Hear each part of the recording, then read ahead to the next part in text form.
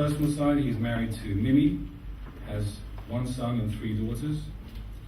He is an Orthodox Jew, and while I'm told he's not a Chabadnik, he personally accompanied several of Israel's prime ministers to meet the Lubavitcher Rebbe in Brooklyn, whom he greatly admired. I would like to ask His Excellency now to join me on the podium to address us this evening.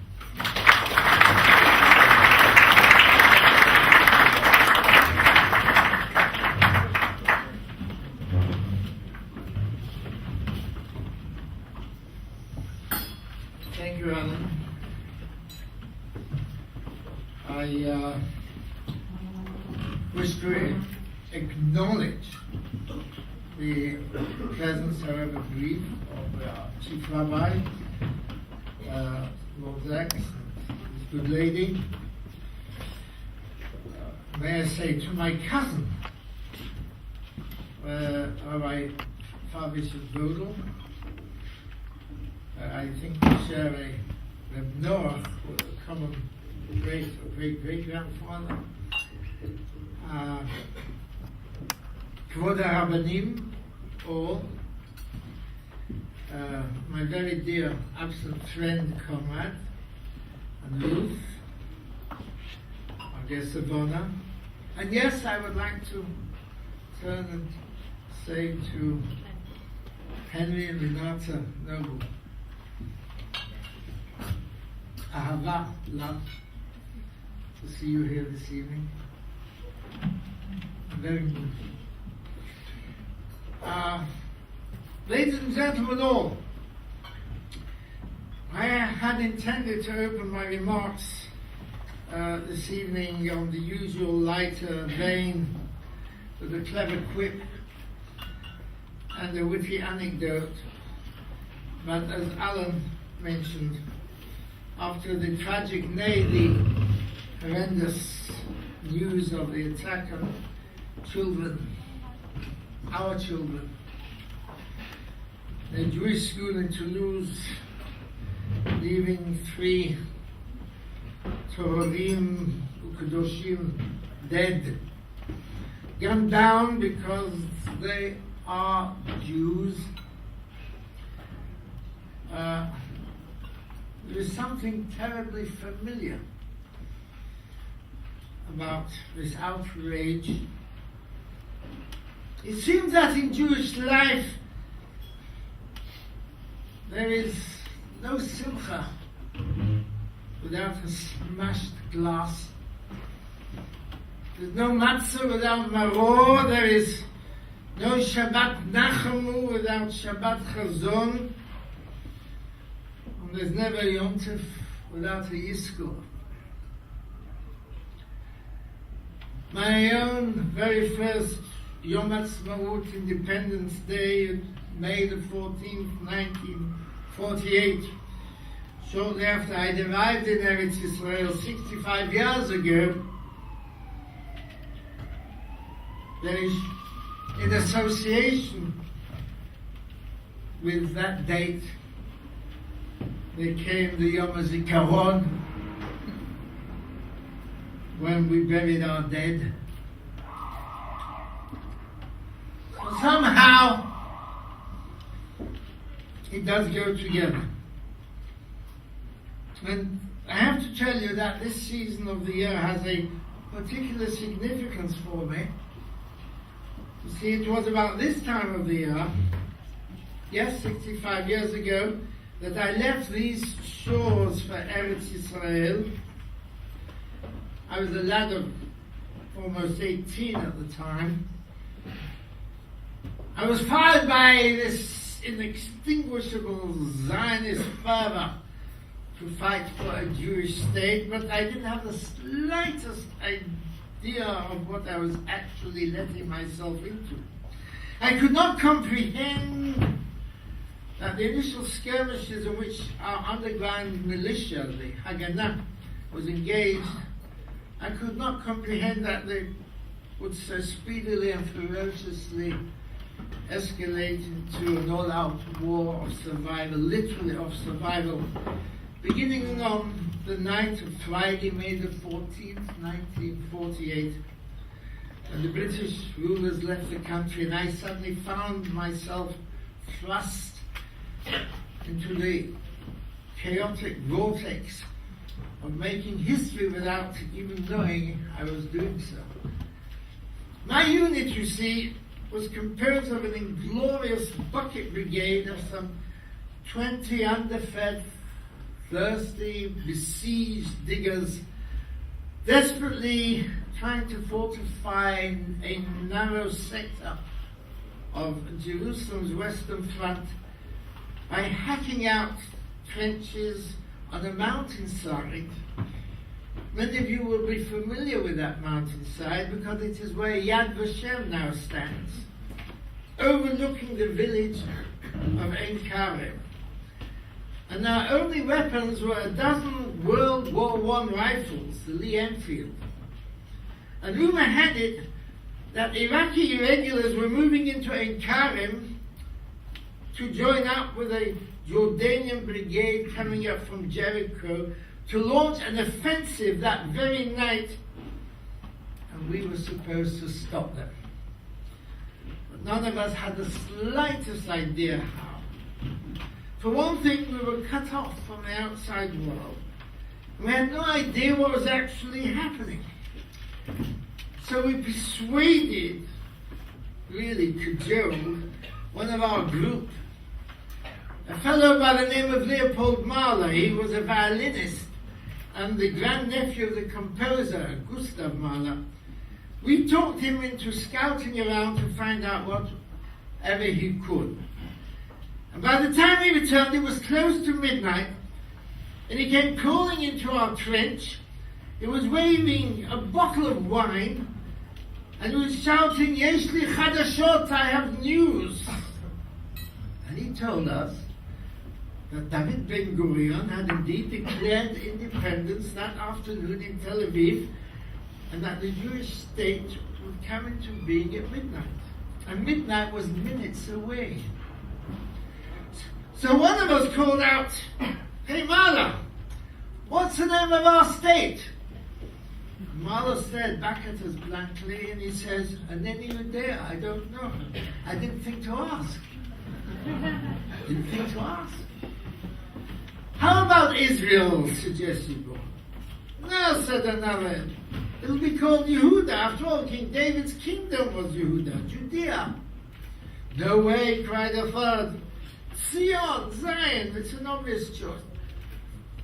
At which Mahler grabbed hold of a tin mug and he filled it to the brim with the wine which he brought back from his foray. And he cried out, "Let's drink a l'chaim to our new state, whatever its name." Whereupon, a scruffy, bearded Lubavitcher Chassid, who was part of our group, and whom we all knew as Reb Nussen the Chazan, he shouted out, "Wait, it's Shabbos! Let's make Kiddush first." So we all squeezed around in the trench as the Reb Nussen the Chazan clasped the mug, and he began to chant in the sweetest of voices, Yom HaShishi.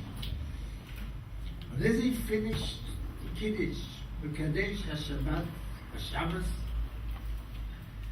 he began to shuffle back and forth, and with his eyes closed and his voice trembling with emotion, he triumphantly added the festive bracha of Shechiyanu v'kimanu v'giyanu l'zman hazeh.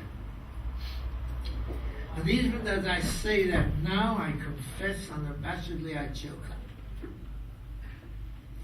Well, 30 odd years later, I was to return to Britain as Israel's ambassador to the court of St. James, and now I know we have another excellent British-born ambassador here, but I take credit of being the first. And when I presented my credentials to the Queen, she said to me a little mystified, "I do believe this is the very first time I've ever received credentials from a foreign ambassador actually born in this country. How did you manage that?"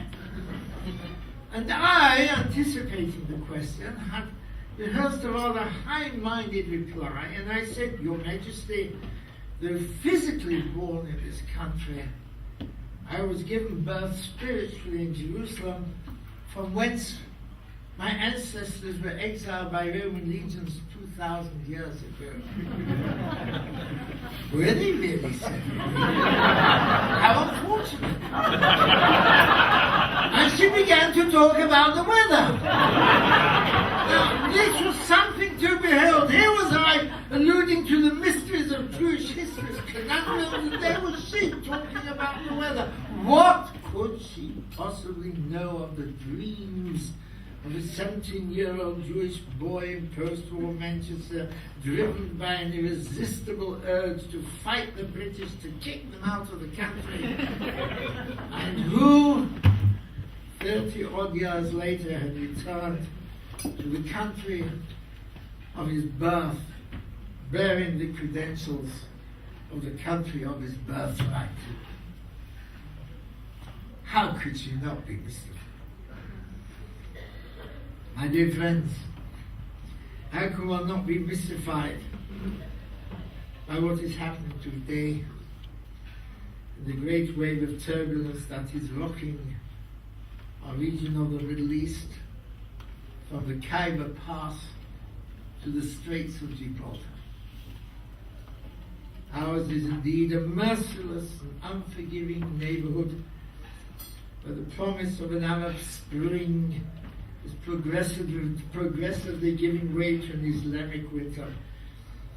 We're gathering storm clouds, black clouds, some of them nuclear, seeded by eruptions that are rocking every capital from Tehran to Tunis, with the carnage of Syria in between. A Syria which bridges the Shiite theocracy of Iran and the vast Sunni powers led by the theocracy of Saudi Arabia.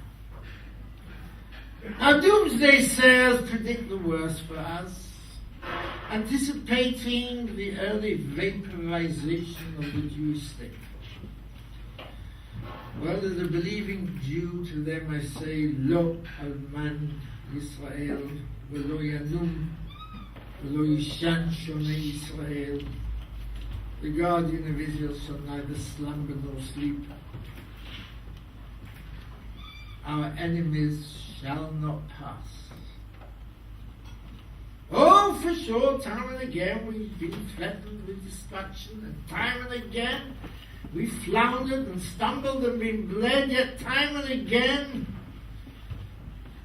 with the Almighty's help, we have weathered every storm, overcome every hurdle, and withstood every test, emerging stronger than we were before. Just one statistic. When I first arrived in Eretz Israel 65 years ago, we were 600,000 Jews in the land. Then we were 1 million, then 2 million, then 3, then 4, then 5, and now we are 6 million. 6 million Jews will no longer wait for the salvation of others that never arrives. We have with what to defend ourselves.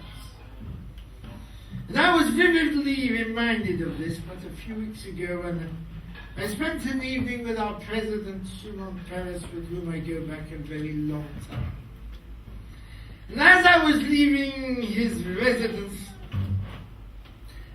I saw across the road by the bus stop a bent old man. He was accompanied by a strapping young man, a soldier.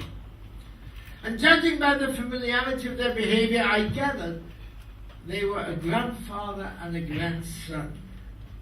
They were deep in conversation when suddenly, for whatever reason, the old man rolled up the sleeve to show the young man his serial number tattooed on his arm. And the soldier undid the top button of his uniform to show the old man his IDF serial number strung around his neck. And there they stood, grandfather and grandson, comparing serial numbers. Auschwitz and the defense forces of Israel. And seeing them thus comparing their serial numbers, I thought to myself, Ribbon Shalom, this is the distinction between past and present.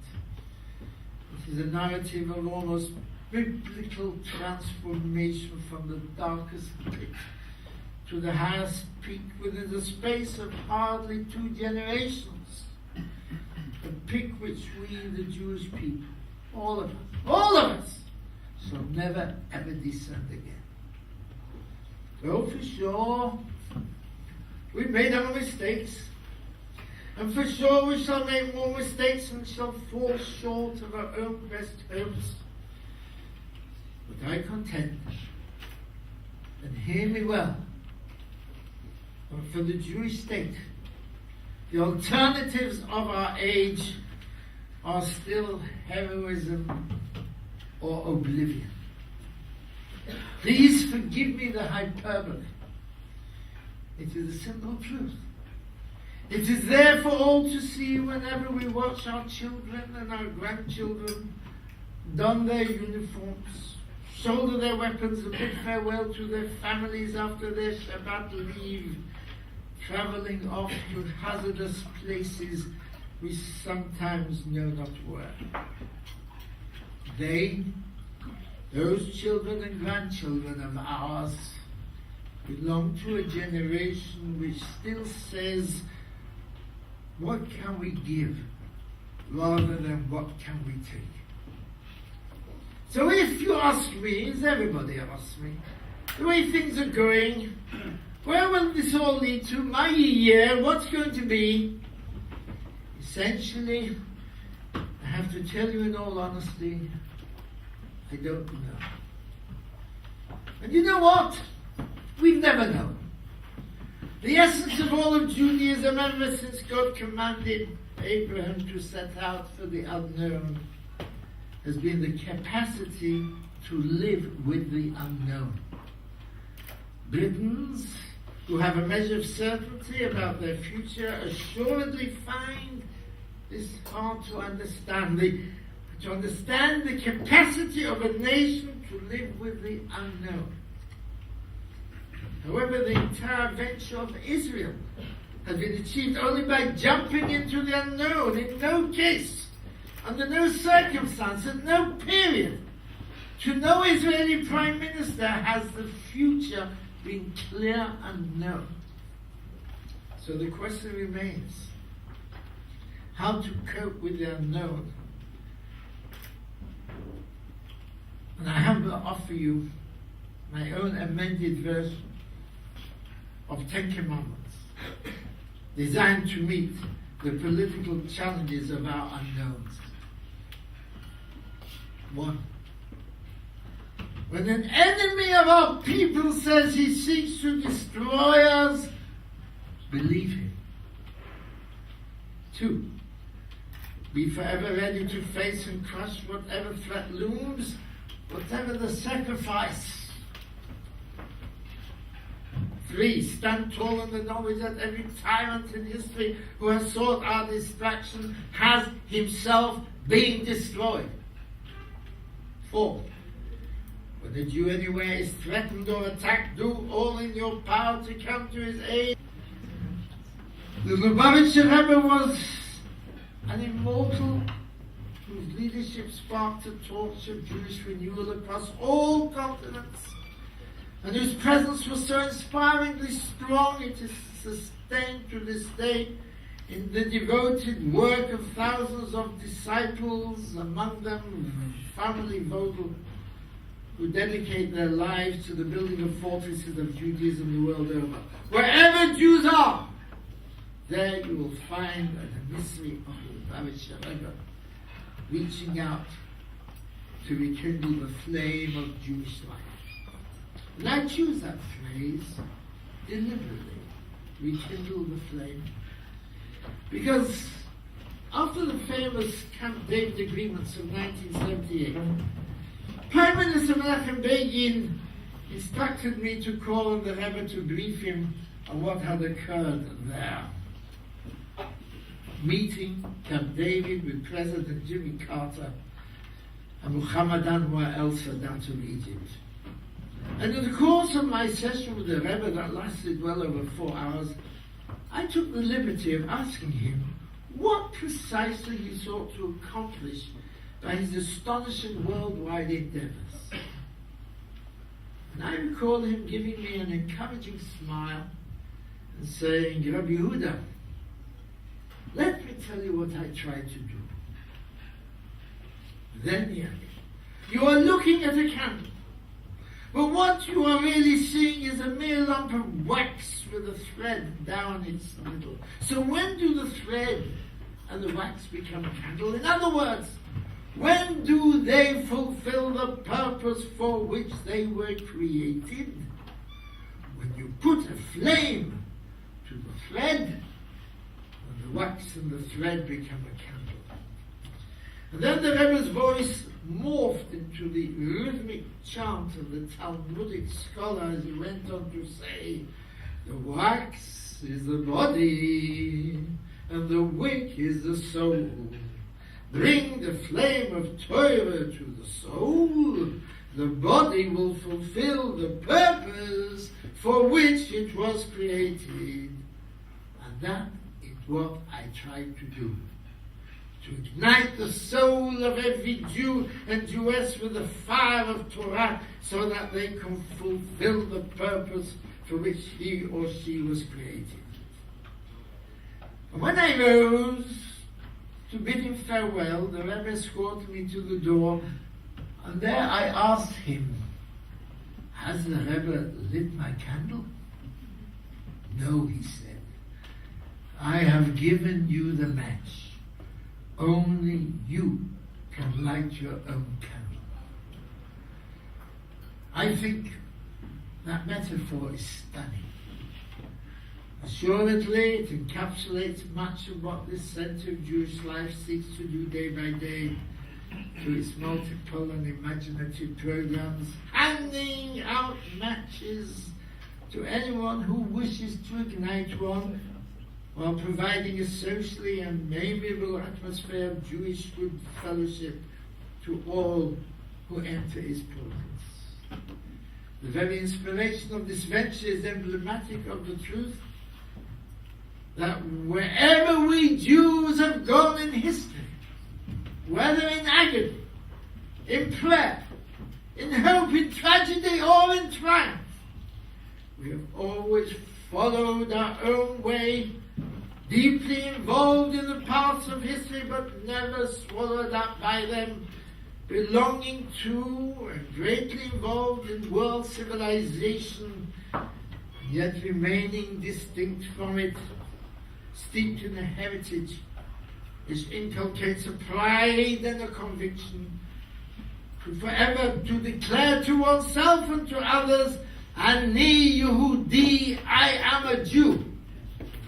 Yes, said the leaders, educators and patrons of this Center for Jewish Life, to the thousands and the tens of thousands of young Jewish professionals from the world over, who gather in this great metropolis to seek their future and fortunes. Say they, the leaders and the builders of this center, welcome. Come inside.